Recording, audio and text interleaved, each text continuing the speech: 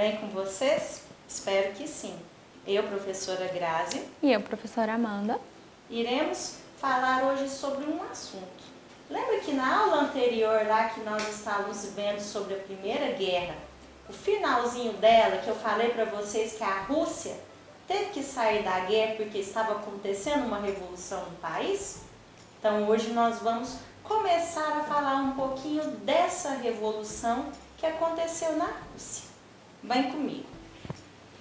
O que é importante a gente pensar aqui, pessoal? Que por mais de 4 séculos, a situação da Rússia era basicamente igual lá na antiguidade, né? Onde que nós vimos lá grandes feudos, né? Ou seja, grandes territórios nas mãos de poucas pessoas ali, nas mãos da nobreza. Esse é o primeiro ponto, né? E o absolutismo também. Lembram vocês, pessoal? Que nós vimos que nas monarquias absolutistas, o rei ali, ele tinha um poder absoluto sobre tudo e todos, pelo menos a ideia dele era essa. Então, esse era o cenário inicial ali da Rússia, né? Muita terra, mas a terra na mão de poucas pessoas. Um governo monárquico e aí o rei centralizando todas as decisões ali em torno dele. O que é importante a gente saber? Que esse rei lá na Rússia, ele vai ser chamado de czar. E outra coisa importante que é bom a gente frisar, pessoal, observem aqui no nosso mapa. A Rússia é um território muito grande, a extensão dele é enorme. Mas isso não significa que as condições de vida ali eram boas, né? Então, o que a gente vai ter? Um dos czares, no finalzinho ali do século XIX, Alexandre III, ele vai, apesar de toda essa situação que eu falei para vocês, ele vai querer dar um impulso no território russo. Ou seja, ele quer melhorar a situação ali da Rússia. Então ele começa tomando algumas medidas. Então, por exemplo, vamos criar várias ferrovias, né? Vamos criar ferrovia, quilômetros de ferrovia foram criados para tentar facilitar essa locomoção ali, não só dentro do continente, mas facilitando também a troca com outros territórios. Primeiro ponto. Ele vai também tentar melhorar a questão da educação no país e vai também criar bancos, ele vai criar também estruturas para desenvolver a indústria na Rússia, como por exemplo a indústria têxtil, né, de tecido, a indústria siderúrgica, já que era mais pesado, né, envolvendo mais metais pesados como aço, ferro, né? Então ele tenta dar esse up ali no território russo. E aí, nesse sentido, o que ele vai começar a fazer? Delegar algumas funções, principalmente nas questões locais, né? Nos vilarejos, nas cidadezinhas, né? Ele vai permitir ali, apesar desse absolutismo, ele permite que aqueles responsáveis ali tentem criar imposto, tentem investir aquele dinheiro ali na questão da saúde, da educação. Mas lembrando, eles podiam fazer isso, essa Assembleia podia tomar essas medidas, mas o czar, que representava o poder central, se ele não gostasse de alguma coisa, ele poderia barrar. Então, o que é importante a gente observar nesse sentido? Primeiro ponto, vem aqui comigo. Olha esse grupinho aqui, ó, os nossos camponeses, quem vivia no campo. Apesar da Rússia ser grandiosa em território, né, o povo ainda, a maioria, praticamente 80% era camponês. O que isso significa? Vivia do campo. Mas esse viver no campo significa que eles tinham melhores condições de vida? Não, eles eram muito explorados. Eles viviam numa espécie de servidão, ao mesmo tempo numa vida miserável, né? Então as condições desse grupinho aqui não era legal. Segundo grupo que a gente vai ter também, o operário. Observe aqui o nosso operário. Lembra que eu falei que ele vai começar a incentivar o surgimento das indústrias. Então, esse meu operário ali que trabalhava nessa indústria também não tinha uma vida bacana, não. Então, o que acontece? Trabalhava 16, 14 horas por dia, lugares fechados, sem arejamento, né? Ou seja, não ventilava ali, não tinha o ar, né, sendo trocado, que contribuía para que muitas pessoas ficassem doentes.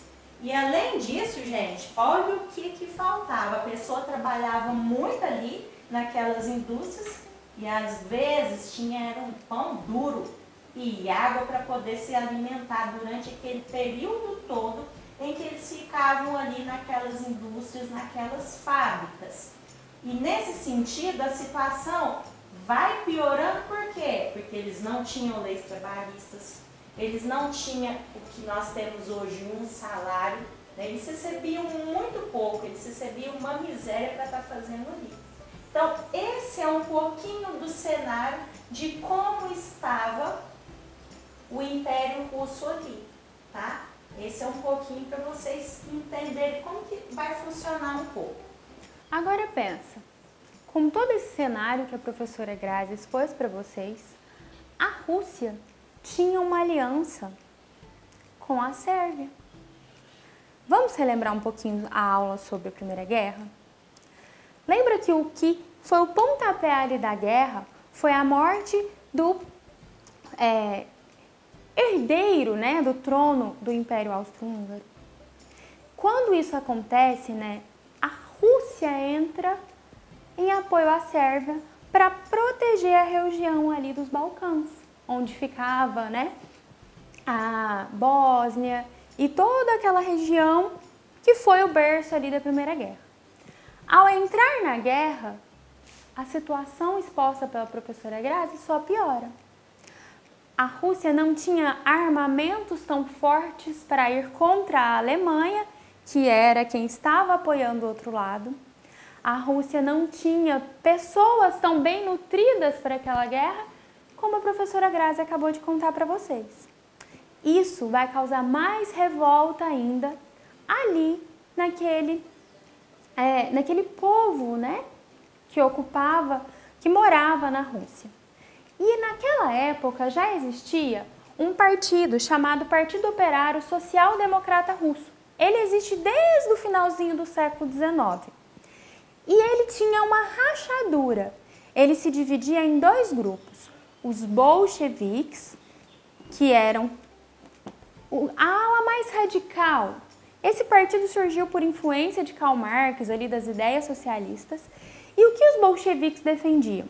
Que camponeses e operários deveriam se juntar e fazer a revolução, ou seja, retirar de uma vez aquele czar do poder. E tínhamos os mencheviques, que era uma ala um pouco mais branda, que acreditava que operários, camponeses e burgueses poderiam fazer uma aliança e aos poucos conseguir transformar aquela condição social que o czar deixava ali para os russos. Lembrando um pouquinho, pessoal, lá daquele fato que eu falei dos operários? Os operários não tinham leis trabalhistas, eles não tinham direito de fazer greve. E aí o que eles decidiram fazer então? Agora o tempo já passou, hein, pessoal? No governo então do czar Nicolau, que era neto daquele Alexandre que eu falei com vocês que ele inicia algumas mudanças no Império Russo. O que esses operários vão fazer? Eles vão reivindicar seus direitos.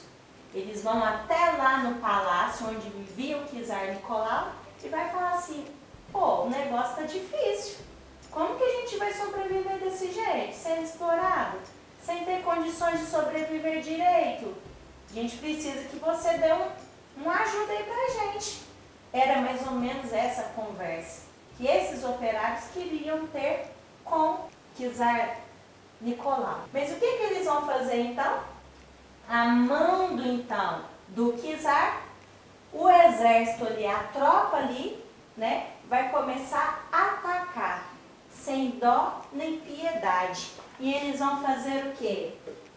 Vai morrer muita gente, vai morrer homens, mulheres, crianças, todos que estavam ali tentando fazer a manifestação por melhores condições de vida, ou seja, por direitos. Esse episódio vai acontecer então em 1905 e vai ser conhecido como um Domingo Sangrento. Né? Vai parar por aí? Não. Né? As reivindicações vão vir e vão vir e vão vir. E com medo da situação piorar, o que o czar vai fazer? Ele vai tomar algumas decisões e algumas medidas ali que, de certa forma, vão favorecer aquele partido que a professora Amanda falou. E o que é importante saber também? Que o resultado, né, dessa Duma que vai ter, desse parlamento, né, dessa participação ali daquele grupo, vai surgir então sovietes, né? Resultado desse processo então de insatisfação. Pois bem, como eu comentei, com aquele cenário exposto pela professora Grazi, após o acontecimento de algo que foi tão marcante e violento como o Domingo Sangrento, a Rússia ainda decide apoiar a sua aliança lá com os sérvios e entrar na Primeira Guerra Mundial, sobre as ordens do czar Nicolau II. Só que isso vai fazer com que as pessoas se revoltem mais, com que comecem a ter greves, agrupamentos de pessoas reivindicando, né, outra postura do czar. A fome vai ficar mais intensa, afinal de contas eu tenho menos gente para produzir, já que muitos dos operários e camponeses vão ser as pessoas que vão ir servir na guerra. E essa pressão vai fazer com que a Rússia crie ali uma atmosfera revolucionária, ou seja, de transformar aquela sociedade russa. É assim que, em 1917, os grupos soviéticos começam a fazer pressão à Duma, como a professora Grazi explicou para vocês, que era o parlamento do czar. Tá vendo? O czar vai cair, gente. E o que vai acontecer? O czar, então, vai precisar se retirar e vai assumir um governo provisório.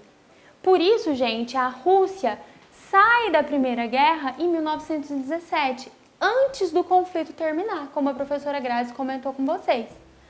Isso porque a situação na Rússia estava em pé de guerra, literalmente. Haviam vários conflitos acontecendo, várias pressões acontecendo.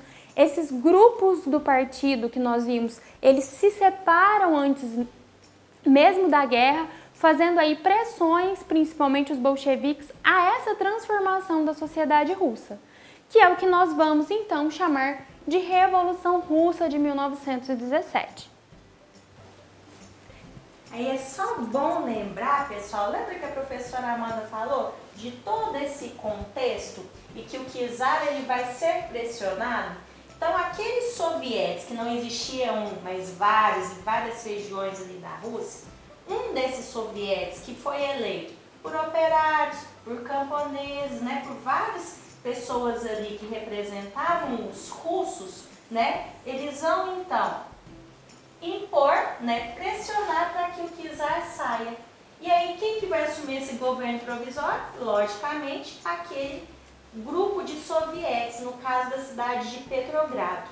E aí nós vamos ter a figura então dos mencheviques, né, aliado ao partido ali, né, representado aqui pela cor branca, depois vocês vão descobrir por quê.